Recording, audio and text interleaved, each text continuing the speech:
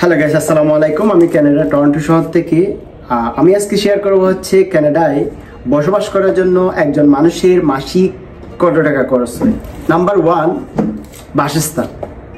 একজন মানুষের বসবাস করার জন্য প্রথম যেটি প্রয়োজন সেটা হচ্ছে বাসস্থান। সো বাসস্থানটাকে আপনার কনফার্ম করতে হয় সবার, এরপরে বাকিটা। সো বাসস্থানের জন্য আমি যদি বলি, কানাডায় আপনার একটা রুম নিয়ে যদি কেউ সিঙ্গেল থাকতেছে সেক্ষেত্রে তার খরচ হবে 1200 থেকে 1500 কানাডিয়ান ডলার। আর যদি সে রুম শেয়ার করে থাকে সেক্ষেত্রে তার থেকে খরচ হবে 700 থেকে 750 কানাডিয়ান ডলার। এরপর হচ্ছে আপনার বাসস্থান তো গেল, এরপর হচ্ছে আপনার খাওয়া দাওয়ার জন্য একজন মানুষের খরচ হচ্ছে আপনার $200 থেকে $250, ও ভালো মন্দ খেতে পারবে। $200 থেকে $250 যদি সে খরচ করে। এরপর হচ্ছে আপনার ওয়াইফাই বিল, কারেন্ট বিল। ওয়াইফাই বিল, কারেন্ট বিল বাবদ তার আরো 100 টাকা খরচ হবে মাসে। এরপর হচ্ছে আপনার যাতায়াত খরচ।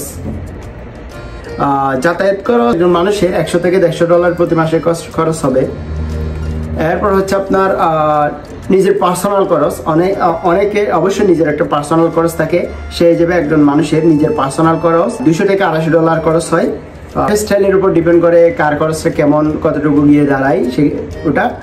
বাট একজন মানুষ মোটামুটি সুন্দরভাবে সার্ভাইভ করার জন্য $1200 থেকে $1400 যদি সে খরচ করে তাহলে সে খুব আরামসে থাকতে পারবে। Thank you so much. সকলে ভালো থাকবেন, সুস্থ থাকবেন, এই কামনা রইল। আসসালামু আলাইকুম।